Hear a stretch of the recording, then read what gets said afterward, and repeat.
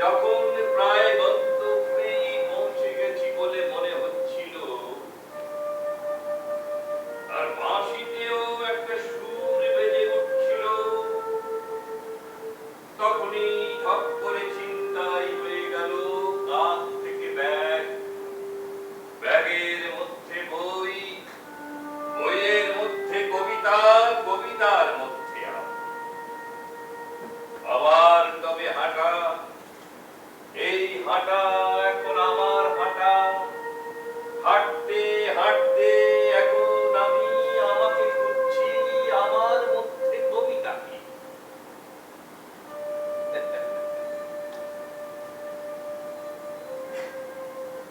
আমার জন্য কবিতা এখনো প্রথম দিনের মতোই প্রদোষকালে।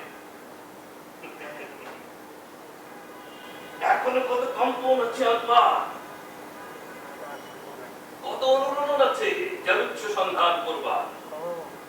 প্রাণিত চোখে, বিষাদিত চোখে, বিস্মিত চোখে, আর জীবনের ঘোর লাগা চোখে জগৎটাকে দেখে নিতে যৌবনের মতো এখনো যে অপলক আছি, কবিতাই আমাকে সেই শক্তি দিয়েছে, দিয়েই চলেছে। কবিতা আমাকে বাঁচায়, বাঁচিয়ে রাখে। কবিতাই আমার ভেতরকার মূর্ছিতকে প্রণতায় প্রতিষ্ঠা করে।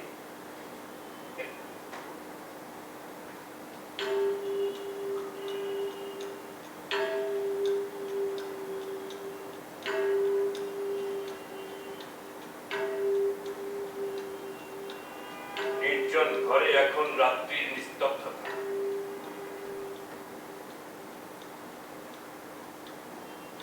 তাকিয়ে আছে আমার দিকে গভীর চোখ মেলে। সময় এখন আমার জন্য ক্রমান্বয়ে কাঁটা চিহ্নিত হয়ে পড়তে শুরু করেছে। একেবারে সাদা শূন্য নিরবলম্ব লাগছে নিজের অস্তিত্বকে।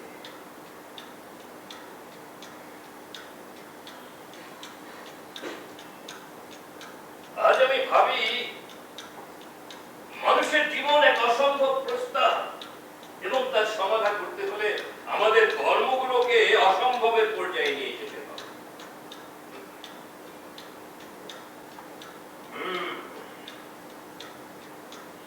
মানুষের মন এক জটিল যন্ত্র, যার কোন কাঁটার আবর্তনে কোন কাঁটা ঘুরবে অঙ্কফলের মতো বলা যায় না।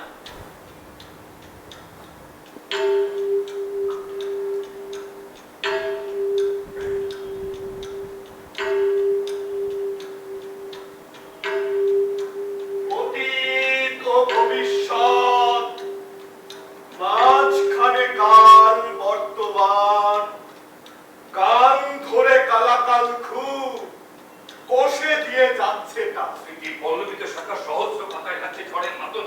মনে হচ্ছে আমি বিশ্বের সবচেয়ে একা, অথচ বিশ্বের সঙ্গে আমার বন্ধন এত যে নিবিড় তা এর আগে এমন করে আর উপলব্ধি করি।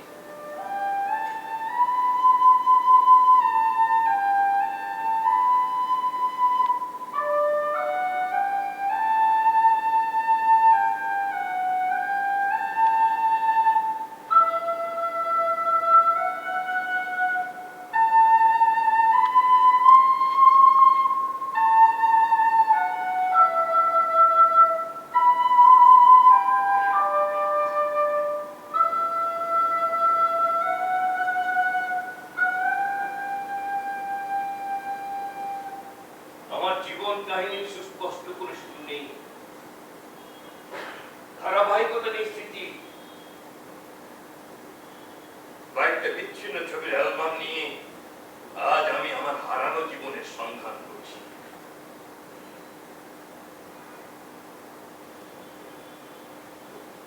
এখন আমার মনে হয় স্মৃতির সাঁকোয় পা ঝুলিয়ে বসে খানিকটা পাচ্ছি একটা নিরপেক্ষ দূরত্ব থেকে পুরো ঘটনাকে দেখতে। নিশাদ, মা, বাবা। নিশাদ, মা, বাবা। নিশাদ, ভারী সুন্দর নামটা। চেহারার সঙ্গে, চলনের সঙ্গে, চিবুক তুলে কথা বলবার ধরনটার সঙ্গে নামটার কোথায় যেন একটা মিল আছে। মিলটা যে কি আর কোথায় জিজ্ঞেস করলে বলা যাবে না, কেবল অনুভব করা যায়।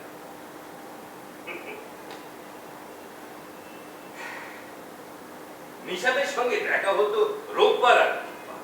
ও থাকতো মোহাম্মদপুরে ওর বড় ভাইয়ের বাসায়।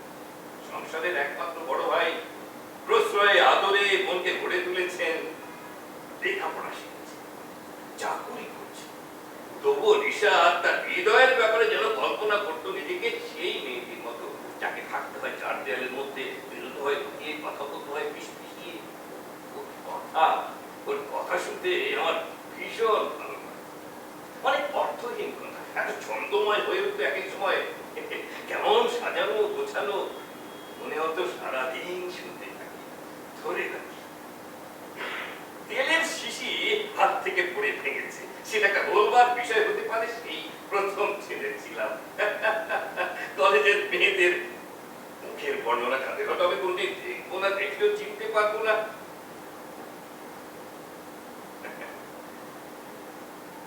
আমার এত ভালো লাগতো, আমার এত ভালো লাগে। মেয়েদের সম্পর্কে গল্প, উপন্যাস, সিনেমা থেকে আর বন্ধু বান্ধবের কাছে মেলা রকম শুনে শুনে এই বয়স করেছি। মেয়েরা নাকি ছেলেদের চোখ থেকে সব বুঝতে পারে। শুনেছি ওরা নাকি বড় চাপা, মুখে কিছু বলবে না। যদি বলে তো আকারে বলবে, ইঙ্গিতে বলবে, নীরব চোখে নাচন তুলে জানাবে, কথায় কখনো না। মেয়েরা নাকি যাকে ভালোবাসে তার অপছন্দটাকেও পছন্দ করে নেয়। স্কুটারে চাপতে আমার খুব ভালো লাগে। হেলান দিয়ে বসে একটা হাত সিটের মাথায় বিছিয়ে ঘটঘট করতে করতে পিছালা রাস্তায় চলতে আমার ভারী আনন্দ। নিশাদের খুবই অপছন্দ। আগে মাথা ধরে যেত স্কুটারের গল্পটা নিতে, আজকাল কিছু বলে না। এতে হাতে নাতে একটা প্রমাণ পেয়ে যাওয়ার তৃপ্তি হয় আমার যে নিশাদ আমাকে ভালোবাসে। নিশাদ বলেছে আমার বউ হতে ওর কোনো আপত্তি নেই। আমার বউ?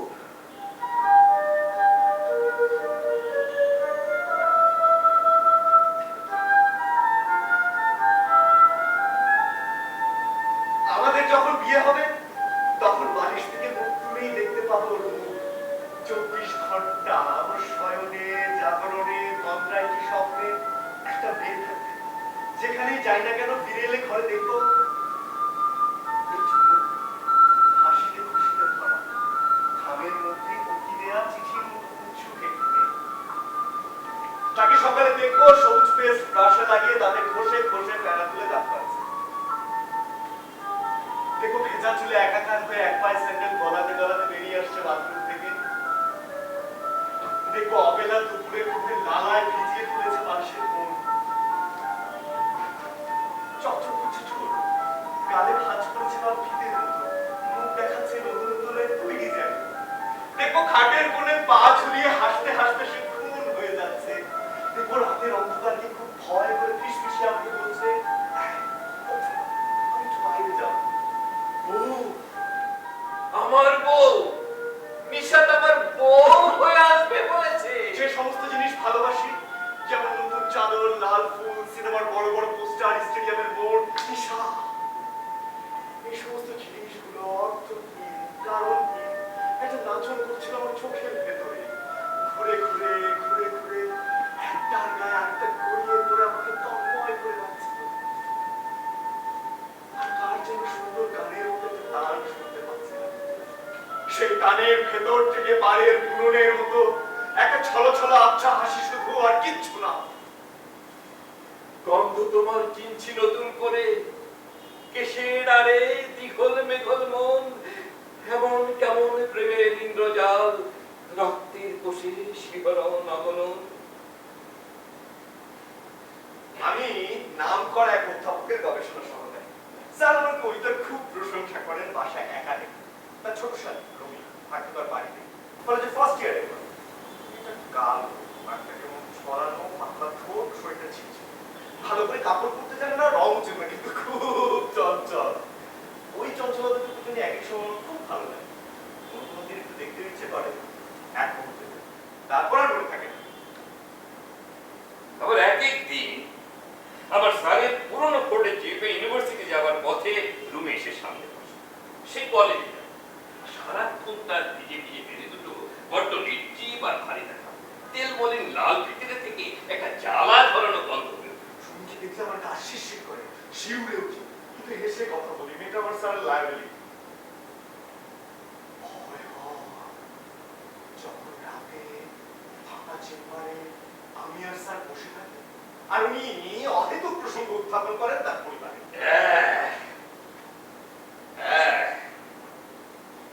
বড় ছেলেটা টোটো করে ঘুরে বেড়াচ্ছে ফের, ছোট মেয়েটা নাচের স্কুলে ভর্তি হতে চাচ্ছে, স্ত্রীর অসুখ লেগেই আছে। শ্যালকরা কেউ মানুষ হতে পারল না। আমার ভয়, আমি ব্যাচেলার বলেই আমার মেনিয়া হয়ে দাঁড়িয়েছে যে কোনো কন্যা দায়গ্রস্ত লোককে সন্দেহ করে। আর এও বোঝায় নিজেকে, স্যার বললেই তো আর বিয়ে হয়ে যাচ্ছে না, তুমি যদি রাজি না হও তো সাধ্য কি তোমাকে রাজি করায়? এই নিয়ে তো দুশ্চিন্তা করবার ভয় পাবার কি আছে? এত ভয় কিসে? তুমি কালো বলে না সে হচ্ছে শ্রীমতী নয়? আচ্ছা, রুমি যদি দেখতে খুব ভালো হতো, ফর্সা হতো, নিশাতের মতো, তাহলে? পরে একদিন আবিষ্কার করেছি ভয়ের কারণটা। একটা রেস্তোরাঁয় বসে কফি খাচ্ছি, কালো দুধ ছাড়া। কোন একটা উপন্যাসে পড়েছিলাম নায়ক কালো কফি খেতে ভালোবাসে, সেই থেকে অভ্যেস। নাকি সে লাগছে র কফির মিষ্টি ঝাঁঝালো ঘ্রাণ, আর তার ধোঁয়ায় বারবার মেঘলা হয়ে যাচ্ছিল আমার চশমার কাজ। তখন হঠাৎ আবিষ্কার করলাম ভয়ের কারণটা। ভয় আমার জীবিকা, উপার্জনে, প্রতিষ্ঠা।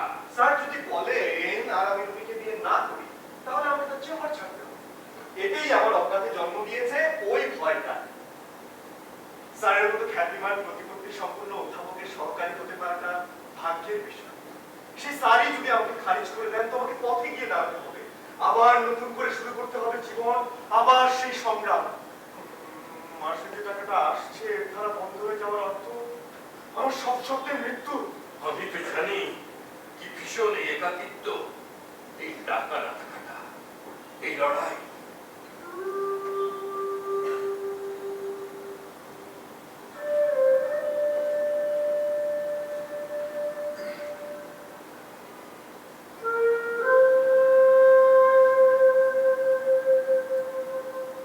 ছেলেবেলায় বাবা মারা যাওয়ার পর আমার তখন 4 বছর বয়স হয়েছিল। মার আবার বিয়ে। আমাকে রেখে গেলেন চাচাদের হাতে। মার নতুন স্বামীকে দেখিনি কখনো। এরপর থেকে মাকেও আর কোনোদিন না।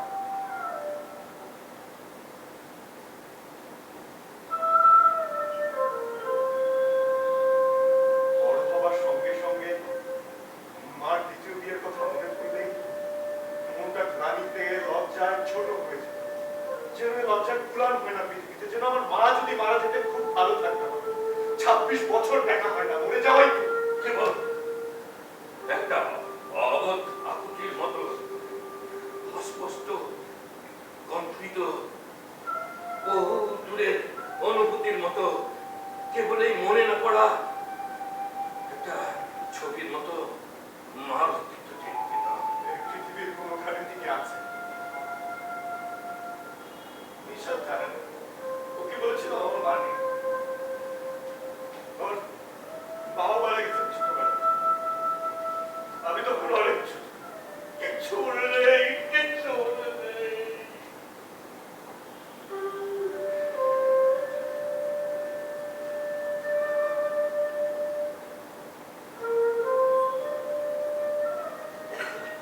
চাচাটা কেন মাকে রাখেননি কোনোদিন জানতে পারি। হয়তো বোঝা বইতে জানি।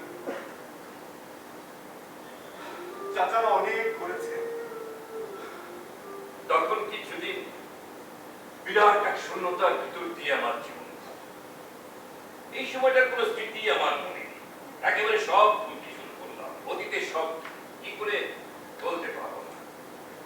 যাদের কথা আর মনে পড়ে না।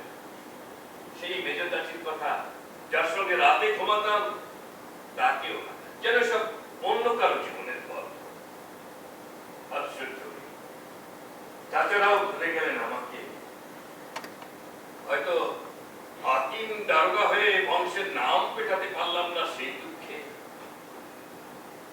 তখন যে আমার জীবনের সব কটা নোংর আস্তে আস্তে খসে পড়লো, আর এক দুঃখকে দুঃখ মনে হতো না, আনন্দকে বুঝতে পারতাম না।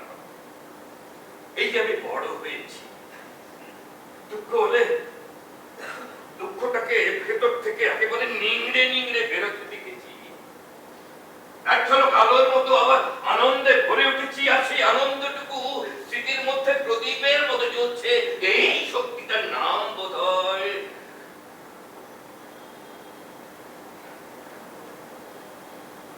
জীবন।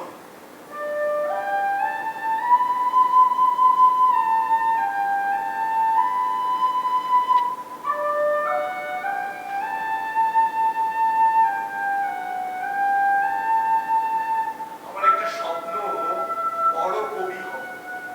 ইংরেজি এলের মতো একতলা বাড়ি হবে। এলের ছোট্ট মাথায় থাকবে আমার লেখার ঘর। চার ঘেরা প্রশস্ত বারান্দায় থাকবে আরাম চেয়ার। বাড়ির সামনের রাস্তাটা হবে চক, আর রাস্তাটার নাম চিনবে সবাই এক ডাকে। আমার বন্ধু যারা, যার বাসে একটা রুম নিয়ে থাকি আমি, কাণ্ড জ্ঞান নেই, বাচ্চা হবে বছর বছর। বন্ধু স্ত্রীকে দেখে কে বলবে অভাবের সংসার আর বাচ্চা ছেলে মা, যেন গল্পে পড়া সুর আর সেবা দাসী, সারাক্ষণ হাসি মুখ আর রসিকতার তুলবে। বন্ধ লাগে না? আমিও একই দিন লেগে যাই ঠাট্টার কম্পিটিশন। ঈশানকে নিয়ে বা রঙিন প্রসঙ্গে কত আলাপ হয় আমাদের। বিয়ে নিয়ে কথা হচ্ছিল, উনি বললেন নিজের বিয়ে নিজেই ঘটক। এক শোনেন, আপনার জানতে জানা, আরে বিয়ের ব্যাপার, তারা তো আগে আসবেন, জানবেন। আচ্ছা এই শোনেন, আপনার সাথে পাঠালে কেমন হয়? ওনার নাম লাগে বিয়ের ব্যাপার, একটু ওজনদার লোক হলে খুব ভালো হয়। হ্যাঁ,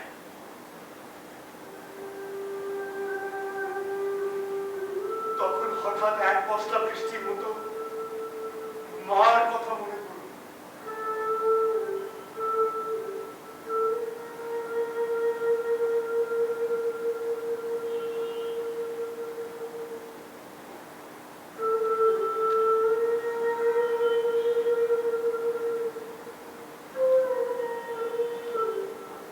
আশ্চর্য, দুঃখের সঙ্গে কোনো যোগ নেই আমার মার, অথচ মাকে যখনই মনে হয়েছে যেন চোখে দেখতে পেয়েছি দুঃখী মলিন এক মহিলা জড়সড় হয়ে দাঁড়িয়ে আছে।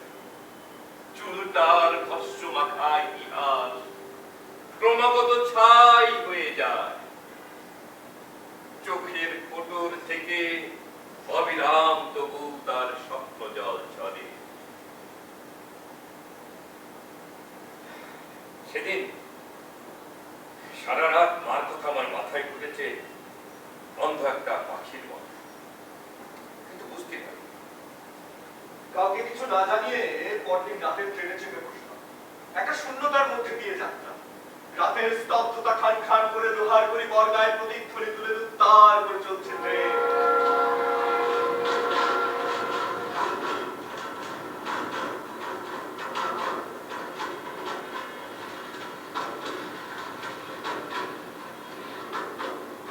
স্বপ্নের মধ্যে জ্যোৎস্না নেমেছে।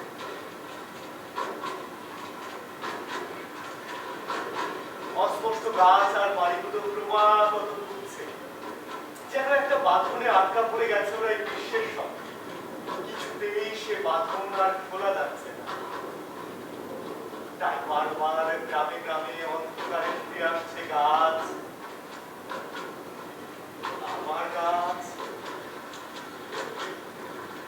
বাড়ি, আমার বাড়ি।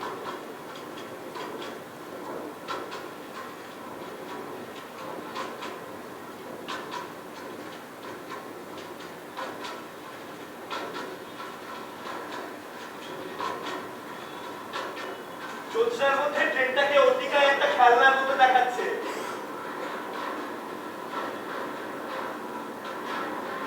যে ছবির মতো দুধে ভরা নদী, নদীর পরে একটা কালো নৌকা, এতটুকু।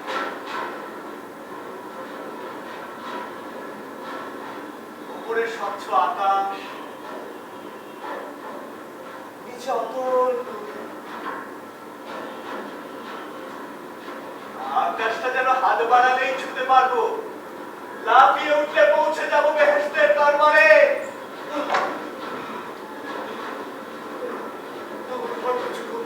আমাদের ট্রেনটা ছড়িয়ে ছিটিয়ে ঘুরতে ঘুরতে তলিয়ে যাবে নদীর অতলে। ভাই সঙ্গে আর দেখা হবে না আবার। ট্রেন থামলো।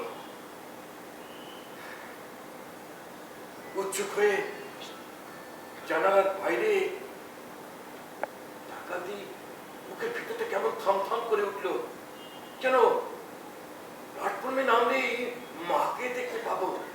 এই যে কি অনুভূতি, না ভয় না আনন্দ না বেঁচে থাকা না কিছু না, এবং একসঙ্গে সব কিছু। কে জানে কিভাবে আমাকে ওরা নেবে। চিঠি লিখে জানিয়েছিলাম, তবুও 26 বছরের ব্যবধান কি সহজ হয় এত সহজে? বাড়ির সামনে বিরাট আঙিনা, একপাশে পুকুর, পাড়ে মাথা ঝাঁকড়া আম গাছ, খাটে সান বাঁধানো বসবার জায়গা, আঙিনা পেরিয়ে ভেতর বাড়ি।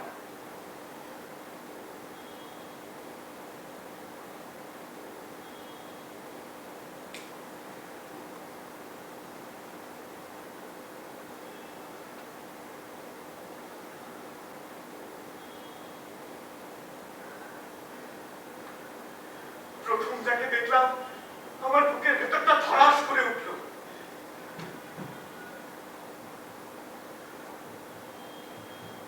26 বছরের ব্যবধান এক সেকেন্ডে তোকে পার হয়ে যেন মার সামনে দাঁড়ালো। আমার মাথার ভেতরটা ঝিমঝিম করতে লাগলো। স্মৃতির মধ্যে বুক কাঁপানো ট্রেনের হুইসেল শুনতে পেলাম। অবিকল যেমন আমি ভেবেছিলাম, সেই দুঃখী নির্বাক মলিন মুখ, অবিকল সেই নীল তাঁতের ময়লা শাড়ি পরনে, মাথার পরে একটুখানি ঘোমটা, খালি পা, রূপোর হাসুলি গলায়, শিথিল শ্যামল পুঞ্জীভূত বোধ মমতার ভিতরে খায় করে ওঠা একটি মুখ। হারিকেনের নিস্তেজ আলোয় যেন আরো কাছে দেখাচ্ছে তাকে, যেন আরো করুণ হয়ে উঠছে তার অস্তিত্ব। বসেন, আমরা আসতেছি।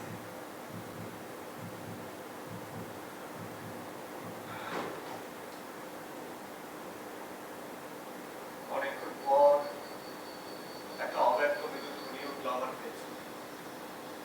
অন্ধকারের ভিতর থেকে আমার সমস্ত কিছু ছড়িয়ে পড়লো উজ্জ্বল আলো। প্রথমে সেই যে আমাকে হারিকেন দেখিয়েছিল, সে তার হাতের আলো, তার আলো যাকে আলোকিত করে তুলেছে, তাকে স্বপ্নেও আমি কোনোদিন দেখি। আমার মা,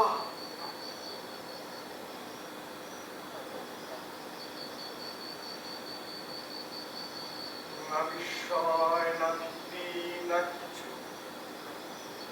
চেনাও না অচেনাও নয়, দূরেরও না কাছেরও না।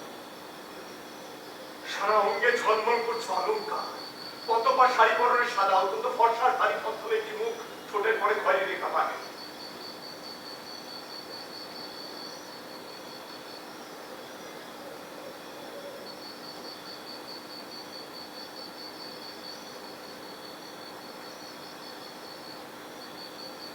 আচ্ছা, তুমি বসো।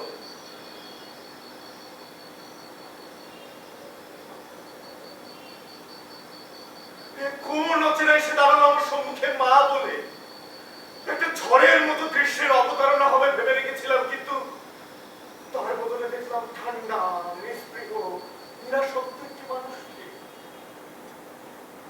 তার সঙ্গে আমার রক্তের নয়, যেন লৌকিকতার শব্দ। ছেলে নই অন্য কেউ, অন্য কোনজন, এমন একজন যাকে ভেতর বাড়ি পর্যন্ত আসতে দেয়া চলে।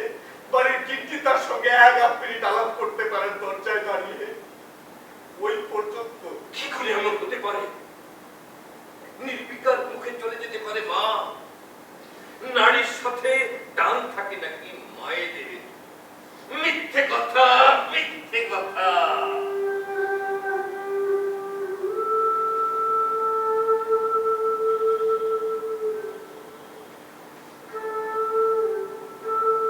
ছায়া নেই,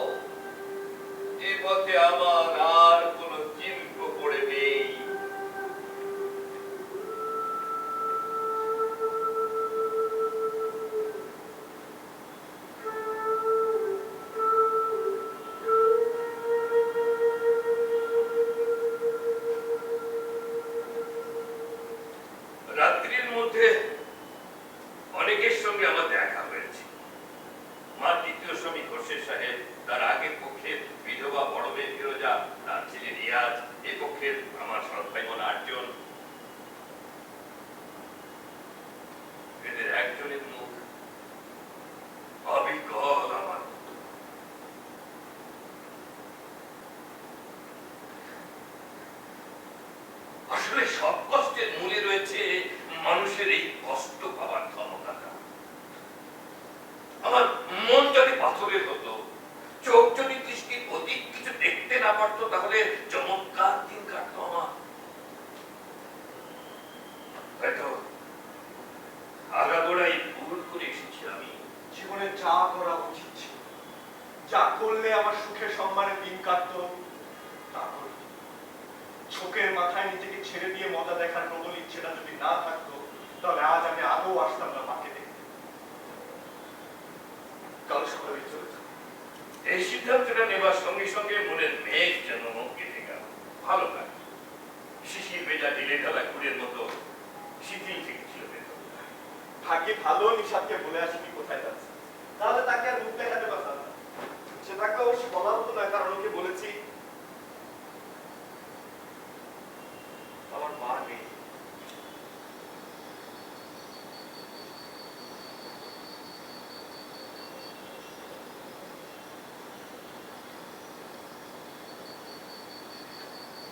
নিশাদ, ফিরে গিয়ে নিশাদকে ডাকতে হবে, ওর ভাইজানের সাথে কথা বলতে হবে, বিয়ের তারিখটা ঠিক করে ফেলতে হবে। শীত শীত করছে। মাথাটা টেনে নিতেই পুরনো সুতোর আচ্ছন্ন করা ঘানে ঘুম এলো, যেন পুরনো রোদ বৃষ্টির ঘান সঞ্চিত হয়ে আছে এই মাথায়। টুকটাক শিশির পড়তে শুরু করেছে। মনে হলো সুন্দর রোদের মধ্যে গা তুলে বসে আছি আমি, খুব আরাম লাগছে। হাত পা টান টান করে ছড়িয়ে দিতে ইচ্ছে করছে।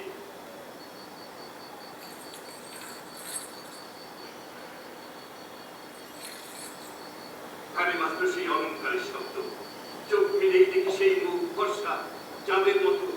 আমার মা চমকে উঠে বসতে একেবারে বুকের মধ্যে পড়লাম কেদা। তিনি আমাকে জড়িয়ে ধরে নিঃশব্দে কাঁদতে লাগলেন, হাত ফোলাতে লাগলেন মাথায় চুলের ভেতর, আমার পিঠে ঘষতে লাগলেন, যেন প্রচন্ড ব্যথা হচ্ছে আমার ওখানে। সমস্ত ব্যাপারটা খুব এক পলকের মধ্যে, আমার ওই রোদের আমেজ থেকে মার কান্না পর্যন্ত। হতবাক হয়ে পড়ে রইলাম আমি।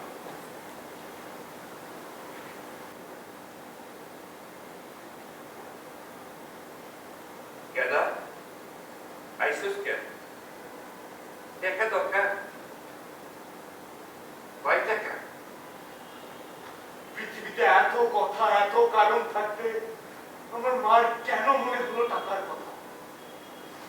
26 বছরে একটা খবর নিয়েছেন আপনি আমার। আপনাকে মা বলে কি যান আপনার ছেলে মেয়েদের কাছে, লজ্জা পড়লে চোরের মতো এত রাতে লুকিয়ে আসতে ভালো মানুষ দেখা যায়।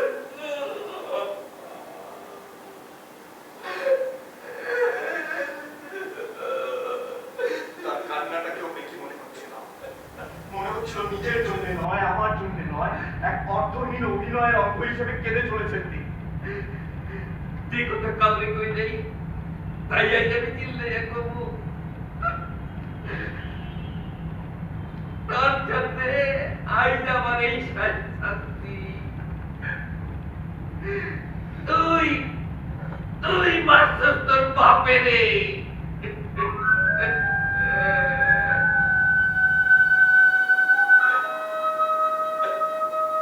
আমি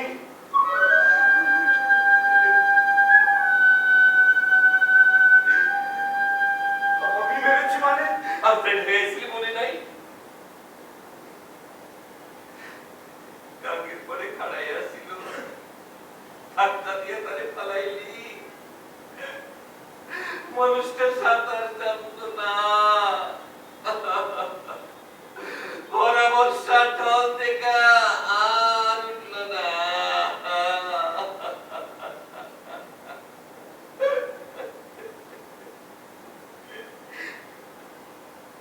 আমার কপাল ভেঙ্গা এখন আমারই শ্বাস। আমি ঘুমাই তো চিল্লাইয়া ঘুমু। তার সাথে আমার কিসের সম্পর্ক?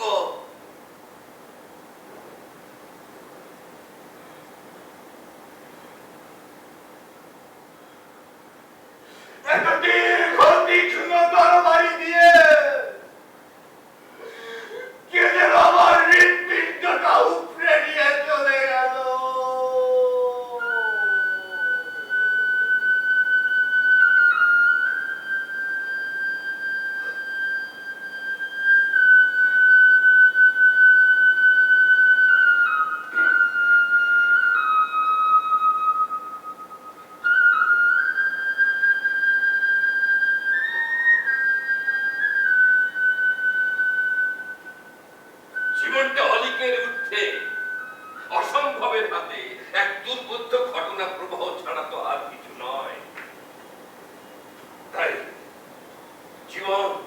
নতুন নতুন চমক দিতে পারে আমাদের।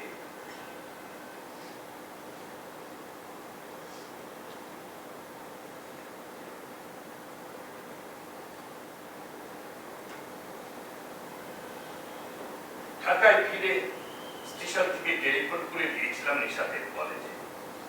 নিশাতের সঙ্গে আজ অনেক কটা দিন এবং অনেকগুলো মাইল ভ্রমণের পর আবার দেখা হবে।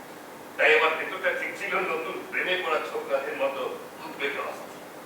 বসলাম গিয়ে সেই রেস্তোরাঁটায়, যেখানে নিশাতের সাথে বসে কফি পান। কফির জন্য বললাম, কফি এলো, চুমুক দিতে যাব। তখন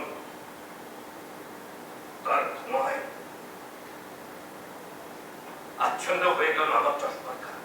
আর সঙ্গে সঙ্গে বুকের ভেতরটায় কি হয়ে গেল কিছু ঠাউর করতে পারলাম না। বিশ্ব সংসার চারটে পাল্টে গেল এক নিমিষে। দ্রুত হয়ে গেল চারদিকে ছবি, দেয়াল, মানুষ, কাউন্টার, কফি পেয়ালা। চোখ তুলে দেখি ভালো করে কিছুই দেখতে পাচ্ছি না। ধোঁয়া ঢেকে গেছে আমার কাজ, না পৃথিবী আমার সম্মুখ থেকে বিদায় নিচ্ছে। নিজেকে নিঃসঙ্গ, অধীর, পরিত্যক্ত মনে হলো। ভুলে গেলাম চশমার কাজ পরিষ্কার করলে সব আবার দেখতে পাবো। যেন পৃথিবী আমাকে চরম ভাবে বঞ্চিত করে চারদিক থেকে হা হা করে হাসছে, আর আমি ডুবে যাচ্ছি। কোথায় আমার আনন্দ, কোথায় আমার কালো কফির প্রিয় স্বাদ? মনে পড়ে গেল আমি হত্যাকারী, বাবাকে আমি হত্যা করেছি। এর চেয়ে ঘৃণ্যতম অপরাধ আর কি হতে পারে?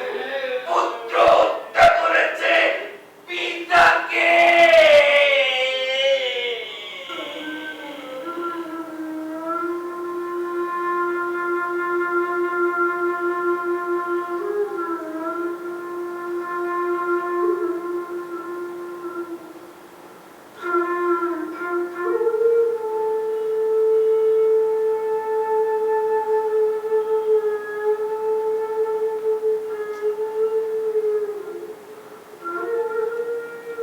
এই পৃথিবীটাকে আমার মনে হয় এক অর্থহীন অদ্ভুত চক্রান্ত, যার ভেতর থেকে আমরা আমাদের নিজস্ব অর্থ বার করে নেই এবং যার একাংশ বোধগম্য নয় আরেকজনের কাছে।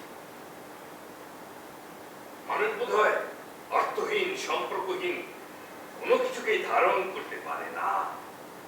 সম্ভবত তার রক্তের ভেতরে রয়েছে এক অসীম শূন্যতার আতঙ্ক, যার হাত থেকে মুক্তি পাওয়ার জন্য মানুষ প্রতি মুহূর্তে সৃষ্টি করে চলেছে স্বপ্ন আর বিভ্রম।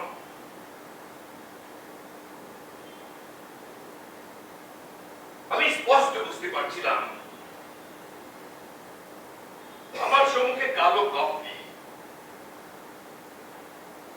তার ধোঁয়ায় চশমার কাজ, হঠাৎ কুয়াশা পেয়ে যাওয়া, এর সঙ্গে আমার বাবার মৃত্যুর ইতিহাস মনে পড়ে যাবার কোনো সম্পর্ক নেই।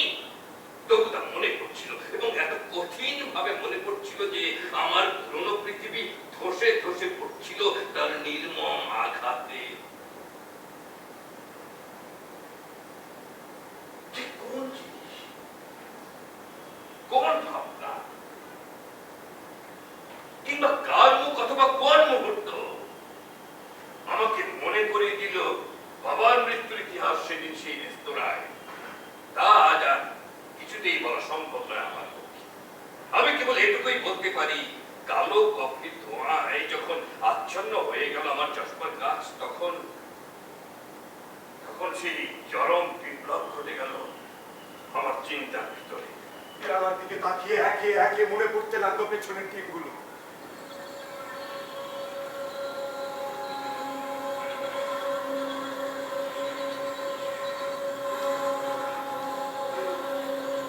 26 বছর যে স্মৃতির কোনো চিহ্ন মাত্র ছিল না, তা স্মৃতির ধুলি থেকে আবার হাজির হতে লাগলো।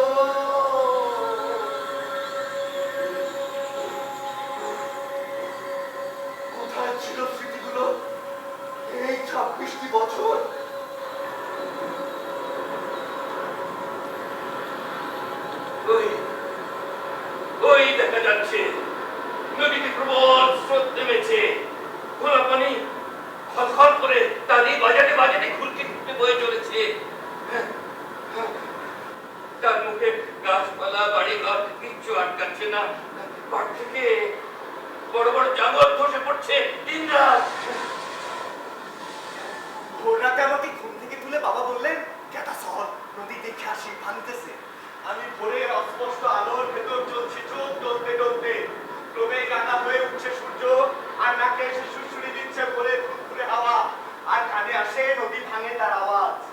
বাবা উঁচু পাড়ের একেবারে কিনারায় দাঁড়িয়ে চুকে পড়ে কি দেখছেন?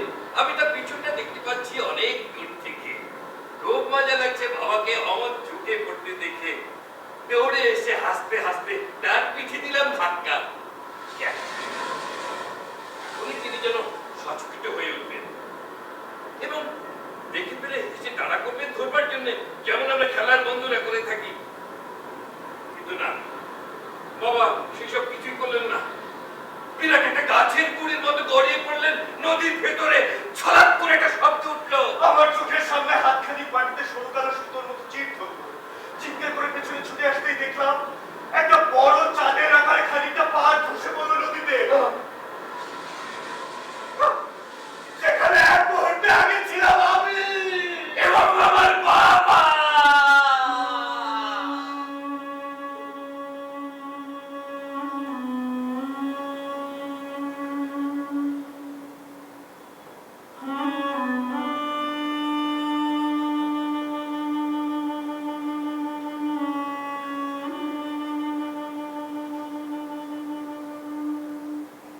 এরপর যে স্মৃতিটা মনে পড়ে তা হচ্ছে আমার চাচি ডিমের মতো গোলতলা পাকিয়ে আমাকে ভাত খাইয়ে দিচ্ছে, আর আমার বড্ড ঘুম পাচ্ছে।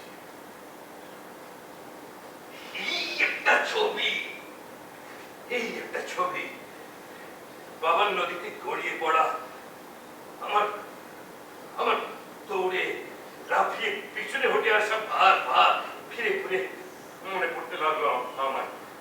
আমার মনে হলো এখন আমার পক্ষে পৃথিবীর যে কোনো পাপ করা সম্ভব এবং তা হচ্ছে তো মনে হলো এই বেঁচে থাকার অর্থহীন এবং আরো মনে হলো ততধিক অর্থহীন মৃত্যু। সেই মুহূর্ত থেকে আমার অধঃপাতের শুরু। কিংবা একে নবজন্ম বলবো, জীবনের নতুন মুখ।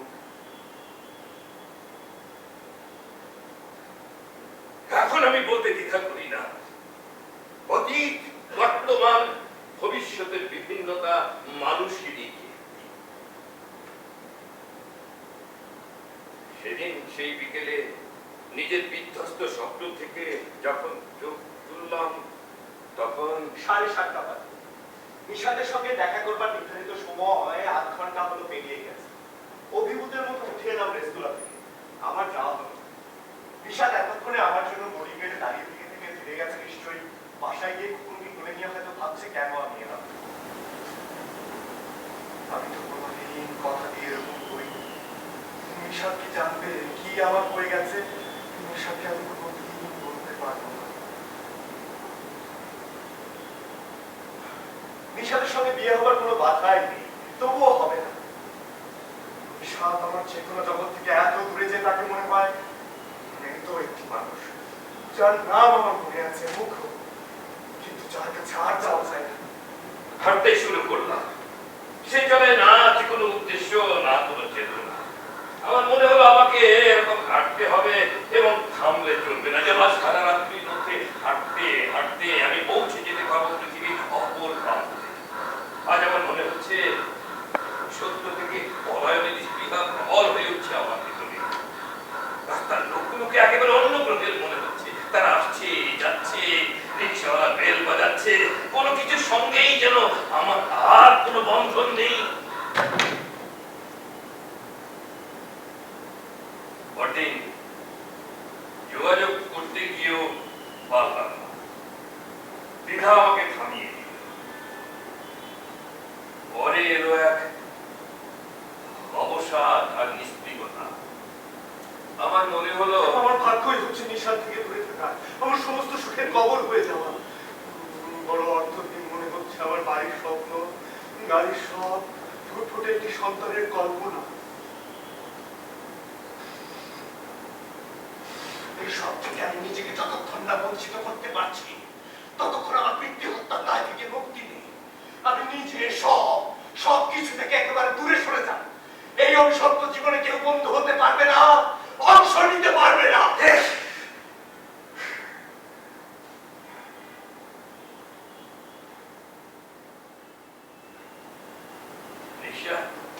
আমার সঙ্গে যোগাযোগ করবার চেষ্টা করেছিল কিনা বলতে পারবো না। মনে থাকলে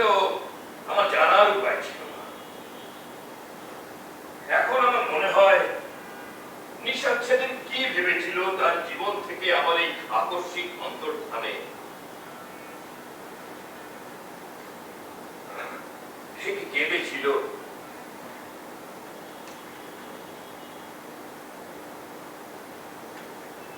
তার রাত কি বিনিদ্র হয়েছিল, নাকি সে মনে করেছিল আমি মরে গেছি, কি আমার স্মৃতি ভ্রংশ হয়েছে? যদি আমি শুরু থেকে ফের শুরু করবার মন্ত্র জানতাম, যদি আমি তোমাকেই সব কথা বলবার ষড়যন্ত্র ফেরত পেতাম, তবুও কি বলা যেত সবটুকু?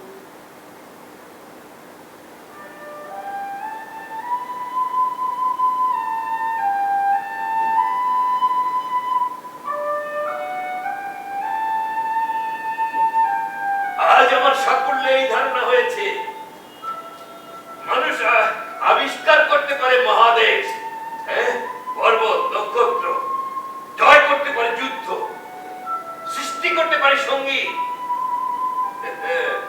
কিন্তু চির অচেনা, চির অজেয় এবং স্বয়ংভূ তার নিজেরই মন।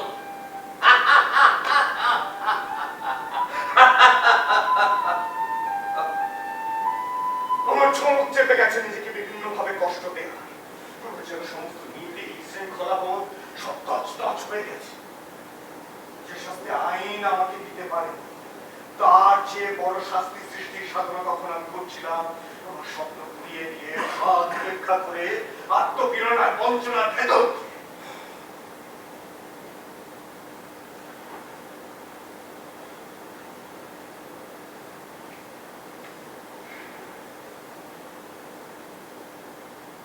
ফরাসগঞ্জে যে মেস বাড়িতে আমি থাকতাম ছাত্রাবস্থায়, বহুদিন পর আবার সেখানে গিয়েছিলাম।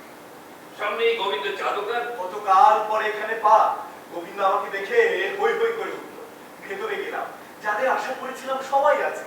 আমার দাসের পুরনো বন্ধুরা এবং নতুন আরো কিছু বন্ধু। পুরনোরা আমাকে দেখে প্রথমে বোকা বনে গেল। আমিও অবাক হয়েছিলাম, ওদের সেই একই টেবিলে এই দীর্ঘদিন পরেও একইভাবে গোল হয়ে বসে থাকতে দেখি। দাসের প্যাকেটটা তেমনি পড়ে আছে পাশে, হাতগুলো উদ্যত এবং স্থির, যেন আমার উঠে যাওয়া আর আজ ফিরে আসার মধ্যে মাত্র কয়েক মিনিট কাল অতিবাহিত হয়েছে। সেই রাতে আমি প্রথম মদ্যপান করি। দেহাত মন্দ নয়, গলাটা ফুটতে ফুটতে ভেতরে নেমে যায়।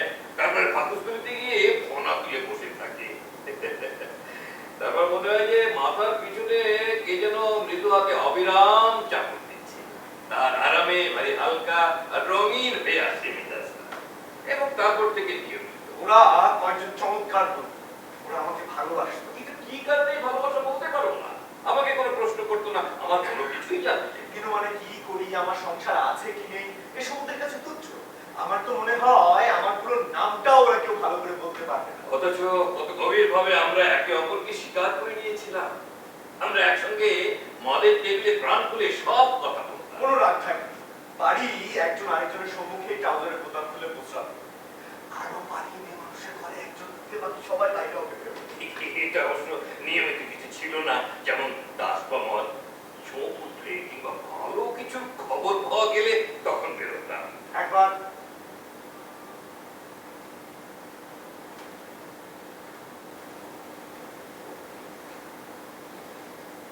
একজনের সঙ্গে শুতে গিয়ে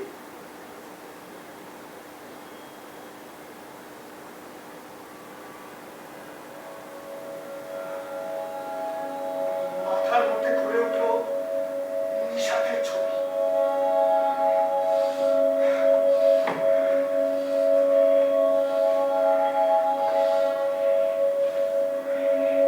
আমার মনে হলো বিয়েটা যদি হতো, তাহলে আজ এই মেয়েটার বদলে নিশাতের শরীর আমার নিচে নৌকোর মতো তুলে তুলে উঠত।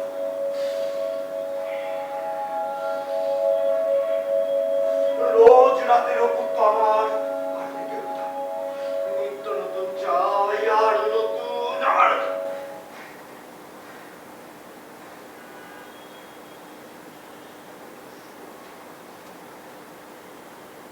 আসলে আমাদের রক্তের ভেতরে রয়েছে পাপ, আর বুদ্ধির মধ্যে পুণ্যের ধারণা। এই পাপের বিষয়টিতে বন্ধু জোটে সহজে। রক্তের তবে তার বলে হয়তো পাপের বন্ধু যত নিকট হতে পারে পুণ্যের বন্ধু ততখানি নয়। আমার তো বরাবর ধারণা ছিল পুণ্য বরং সহজে করা যায়, কিন্তু পাপ করতে রীতিমতো প্রস্তুত হতে হয় নিজেকে।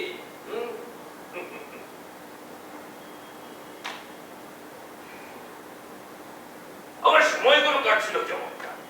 জীবন মৃত্যু দায়মুক্ত পরম পুরুষের মতো নিজেকে মনে হতো আমার, যার পাপে পাপ নেই, পুণ্যের প্রয়োজন নেই, বন্ধন যার কাছে এক অশ্রুত সত্য।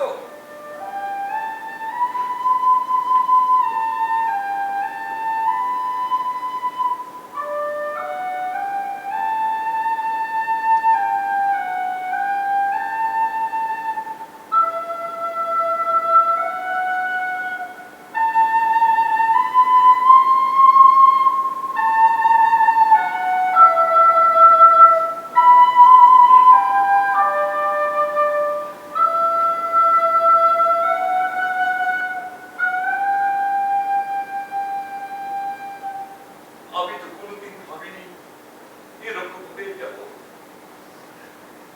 কাকে দেব ভালোবাসা, কাকে দেব এই উষ্ণতম চুম্বন? ভেসে যায় জলের মতো মায়াবী জোছনার রাত, উড়ে যায় হাওয়ায় হাওয়ায় নাতি প্রেমের শুভ। তবুও খুঁজে ফিরি এমন একজন, যাকে দেব আবার সর্বস্ব বুভুক্ষ চুম্বন। পাজরের সব কটি হাত ভরা ভরসা চোখের জল। আজ আমার মনে হয় ঈশ্বর যদি আমার খোঁজ পেত, তাহলে আমার জীবনটা আবার অন্য খাতে বইত। তার সঙ্গে যদি একবার দেখা হয়ে যেত আমার, তাহলে আমি স্বাভাবিক হয়ে যেতাম। মনে হয় তার আমাকে যেভাবেই হোক খুঁজে বার করা উচিত ছিল।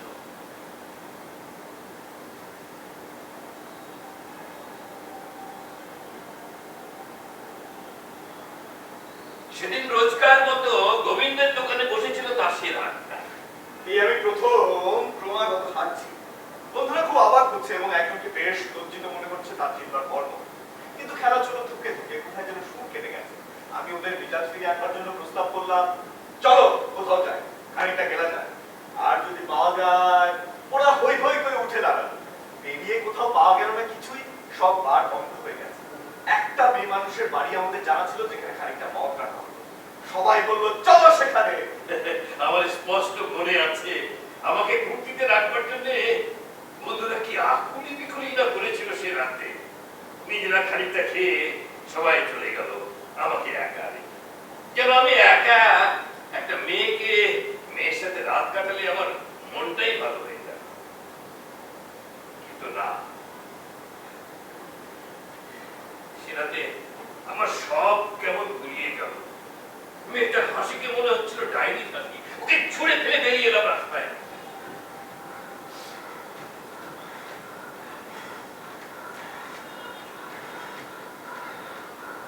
রাস্তাটা জনশূন্য, একা লাগছে। রাতের অন্ধকার থেকে একটানা শব্দ শুনছি, কিছুই আর কিছু না। আকাশে কোটি কোটি নক্ষত্র জ্বলছে, যেন তাদের উপরে যাওয়ার চিকচিক শব্দ শুনতে পাচ্ছি। ফকিরাপুল পেরিয়ে নজরদের কলেজ ছাড়িয়ে এসে বললাম মতিঝিল কমার্শিয়াল এরিয়ার চৌরাস্তা। চারটা পথ চলে গেছে, চারটা কোন দিকে যাব? মাথার মধ্যে নয় যেন রক্তের ভেতর ছলাৎ করে উঠল। উন্মাদের মতো চিৎকার করে বন্ধুদের নাম ধরে ডাকলাম, হাসান, হাসান, হাসান আলী, আলী শামসুর,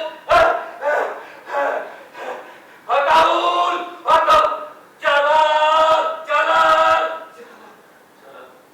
জালাল, জালাল।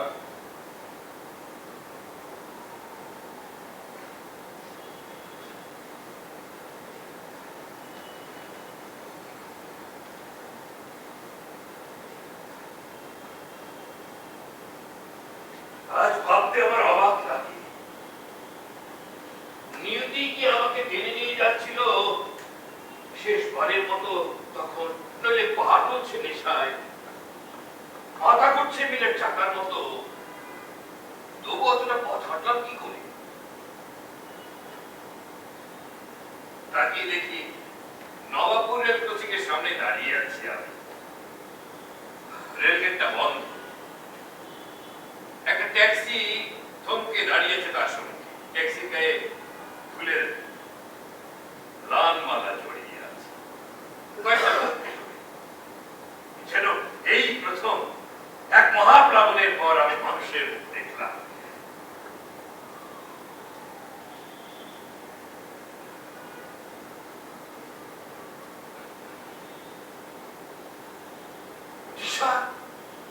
কি স্বপ্ন দেখছি?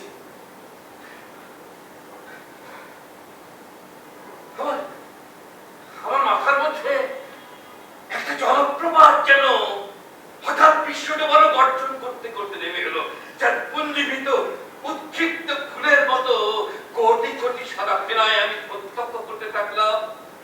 অবিশ্বাস্য, নতুন, চিরন্তন, মর্মরিত এক সুন্দর কুমকুমে সাজানো বিয়ের শাড়ি পরা নিশা, পাশে তার পর বিয়ের শেষে ফিরে যাচ্ছে ওরা ওদের বাসরে।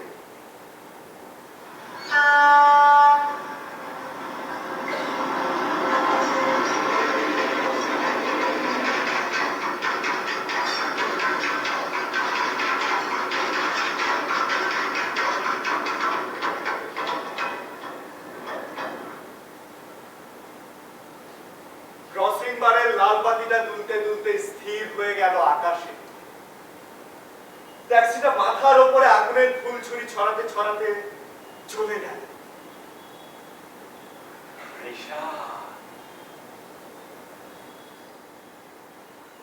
এক মুহূর্তে আমার সব কিছু ফিরে এলো আমার কাছে।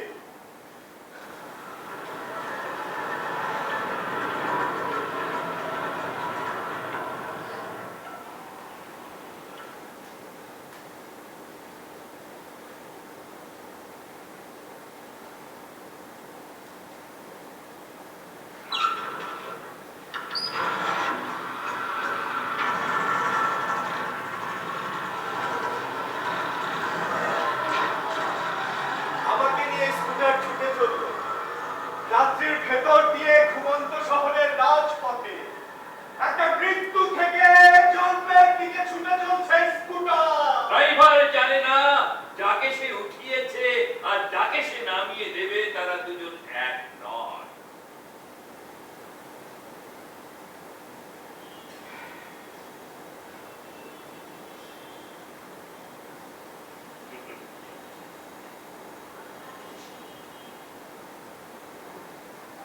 সেদিন আর কাউকে নয়, আমার একটি অংশ ব্যক্তিগত কাপড়ে আবৃত করে এসেছি।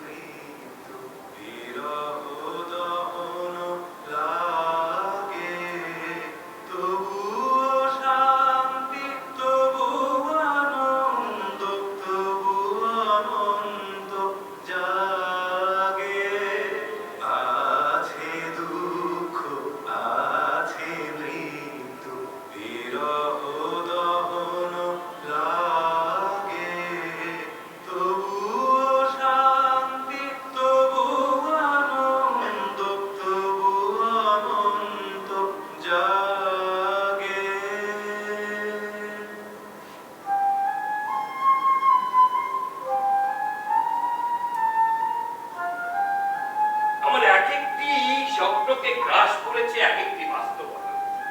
তবু আমি সত্যকে জেনেছি এবং তাকে গ্রহণ করেছি। আমি জীবনকে জেনেছি এবং তাকে গ্রহণ করেছি। জীবনের আবশ্যিক শর্ত যে সপ্রাণতা, সেই বিশিষ্ট চিরচঞ্চল দিকটি নিজের প্রয়োজনেই সৃষ্টি করে নেয় ভিন্নতর গঠন সম্ভব। নিজের গন্তব্য